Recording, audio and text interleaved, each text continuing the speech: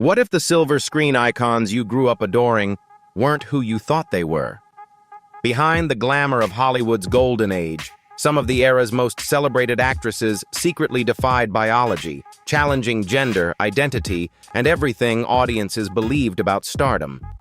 In this video, we'll uncover the astonishing true stories, from shocking public reveals to courtroom scandals, and reveal how these stars reshaped the rules of fame. Secrets so daring, they could have changed Hollywood forever.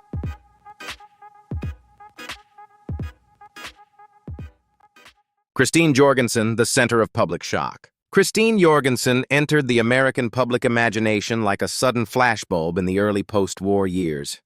After serving in the U.S. Army, she traveled to Denmark, where she underwent hormone treatment and a series of surgeries. When she returned to the United States in 1952, she did not come back quietly. She returned as a national sensation, becoming one of the first widely known transgender women in American media. The headlines were immediate and intense. Public fascination spread quickly, and the idea of glamour itself seemed to reveal a hidden dimension. What made Jorgensen so compelling was not only her transition, but the way the press transformed her personal story into a public spectacle. A private letter she had written to her parents was leaked, and New York Daily News placed her story prominently on its front page, turning a deeply personal journey into national news almost overnight. That level of exposure began to shift cultural perception.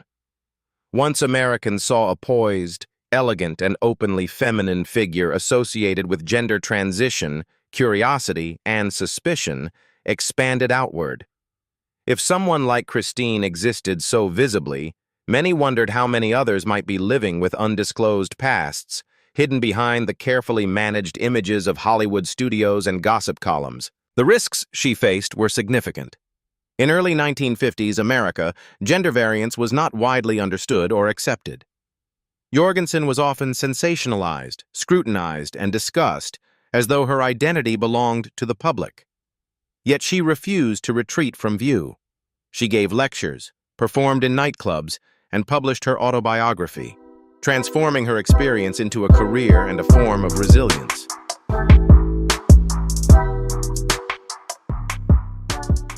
April Ashley, scandal and legal tragedy. April.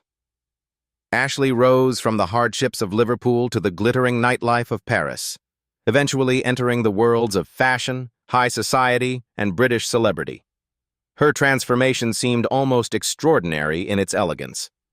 After undergoing gender-affirming surgery in Casablanca in 1960, she crafted a new identity so refined and radiant that it appeared to offer not just reinvention, but complete escape from the past. But that illusion did not last.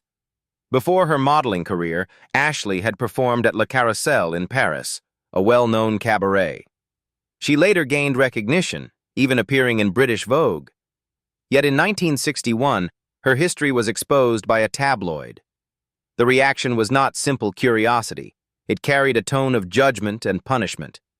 Her beauty, once admired, was suddenly reframed as deception, as though her very presence had misled the public. What made her story so gripping and so painful was the stark contrast. In photographs, she embodied sophistication and poise. In the press and in legal settings, she was reduced to scandal. Her marriage to Arthur Corbett became the center of a landmark legal case, Corbett versus Corbett. The court ruled against recognizing her as female for the purpose of marriage, a decision that cast a long shadow over transgender rights in Britain for decades. The consequences were severe. Ashley lost professional opportunities, personal privacy, and the ability to move through public life without constant scrutiny. Yet her story did not end in defeat. Over time, social attitudes began to shift. She eventually returned to Britain and, in 2012, was awarded an MBE for her contributions and courage.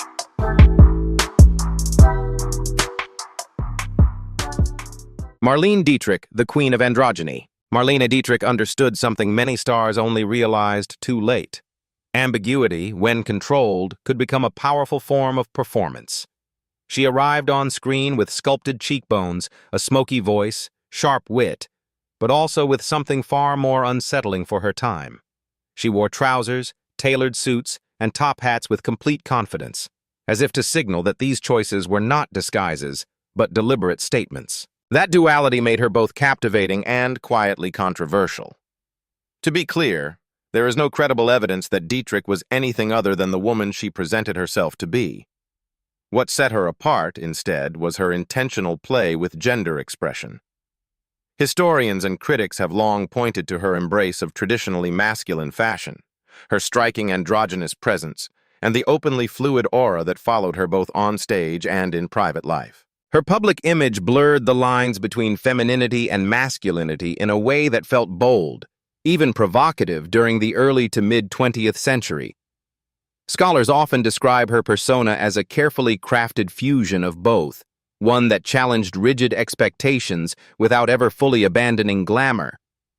Her use of trousers, in particular, helped redefine fashion norms, influencing styles far beyond Hollywood and into everyday life. Naturally, such choices invited speculation. Dietrich did not shy away from ambiguity. She refined it, elevated it, and made it central to her mystique. Admirers saw courage and innovation. Others, less generous, saw reasons to whisper. She became a figure discussed in two tones at once: admiration in public, curiosity in private.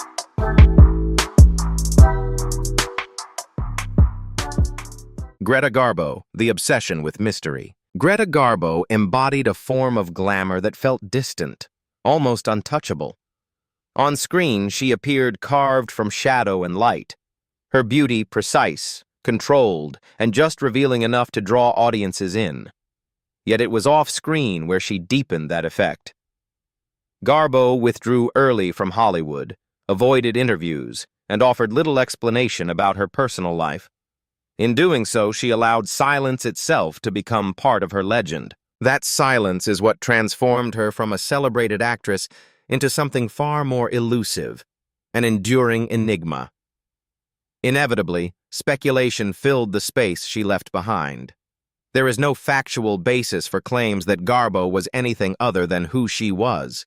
Instead, the fascination surrounding her grew from her androgynous presence, her emotional restraint, and her refusal to conform to the expectations placed on female stars of her era. Her performances often carried a striking duality: softness paired with authority, vulnerability with control. Over time, biographers and critics have also examined her close relationships with women and the queer interpretations that came to surround her image. Yet what sustained the intrigue was not revelation, but absence. Garbo did not explain herself, did not perform domestic normalcy for the public, and did not attempt to clarify the questions that followed her. In the culture of old Hollywood, where stars were expected to be easily understood and carefully packaged, this kind of withdrawal was unusual and powerful. Female celebrities were meant to be desirable, relatable, and clearly defined. Garbo was undeniably desirable, but never fully knowable.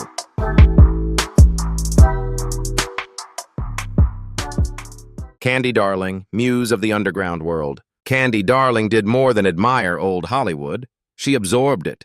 She studied its leading ladies, borrowed their softness, their gestures, and their tragic elegance, then carefully reconstructed herself in that image. The result was striking. She seemed less like an ordinary person and more like a drifting illusion, a figure who belonged to another era moving through the streets of Manhattan after dark. By the late 1960s and early 1970s, she had become one of Andy Warhol's most memorable superstars, appearing in underground films such as Flesh and Women in Revolt.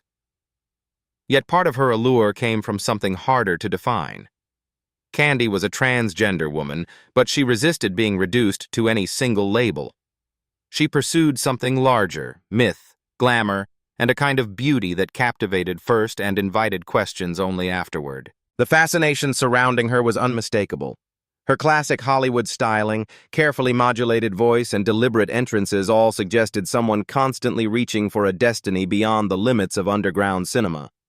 Every photograph, every appearance carried the sense that she was auditioning for a grander stage. But the risks she faced were real. She lived in a culture that often celebrated the spectacle of difference more than the humanity behind it.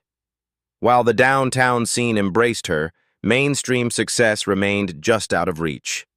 Even as Lou Reed immortalized her in song and photographers sought to capture her image, she continued to face exclusion and misunderstanding.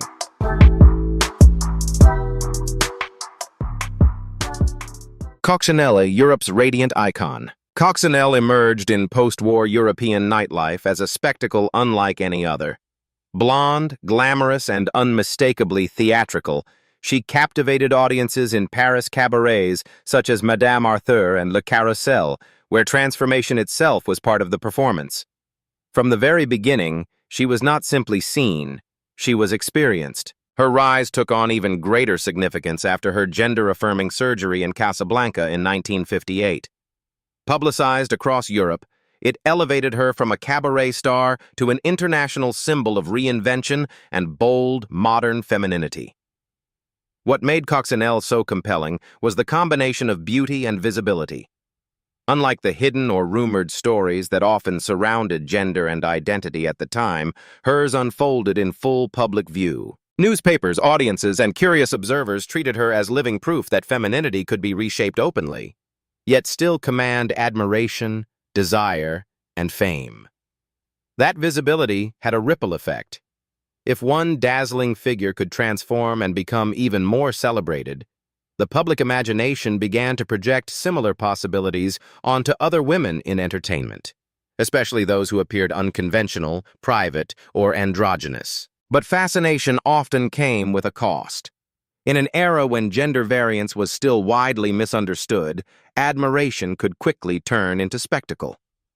Coccinelle was praised, scrutinized, and frequently discussed as a cultural phenomenon rather than simply as an artist. Even so, her presence helped shift both legal and social boundaries in Europe.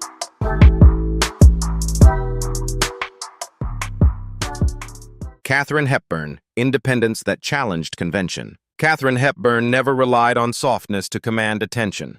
She appeared on screen with a lean, striking face, a confident voice marked by a crisp New England cadence, and an intelligence that made traditional fragility seem unnecessary.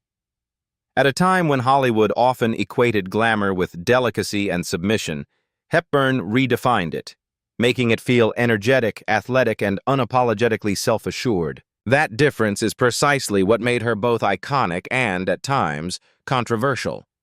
She became one of the most discussed figures of classic cinema, not only for her talent but also for how she defied expectations.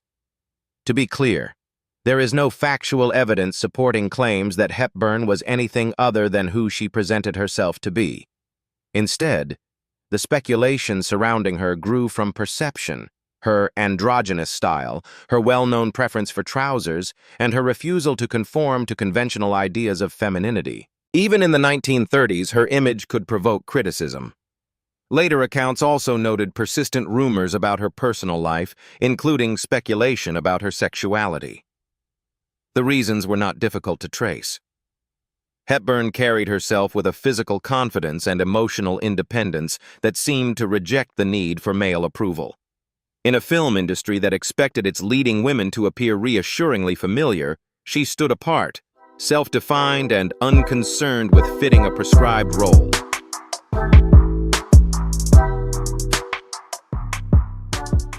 Barbara Stanwyck, a toughness wrapped in mystery. Barbara Stanwyck did not glide through Hollywood on softness. She moved with precision and force. Her screen presence was sharp, grounded, and unsentimental, often projecting a strength that rivaled or even surpassed her male co-stars. Whether portraying working-class women, calculating figures, or emotionally guarded survivors, she carried an authority that did not ask to be defined as traditionally feminine. It simply existed on its own terms. That quality made her unforgettable, but it also made her a subject of quiet speculation. There is no factual basis for claims that Stanwyck was anything other than who she was. The intrigue surrounding her came from a different place: a carefully guarded private life, a strong and sometimes severe public image, and long-standing rumors about possible same-sex relationships, rumors that were never clearly confirmed or denied. Even among later historians and writers exploring Hollywood's past, discussions of her personal life tend to remain in the realm of suggestion rather than certainty. Stanwyck's demeanor invited interpretation. Her voice was direct, her movements controlled, and her emotional restraint could be perceived, by the standards of her time, as unusually masculine-coded. Unlike more ethereal stars, her glamour carried a sense of grit and realism. For many, that toughness was deeply appealing. For others, it raised questions. In a film culture that often preferred its leading women to appear soft and easily understood, Stanwyck's independence could feel unsettling. Her reserve only intensified that effect, leaving space for speculation to grow.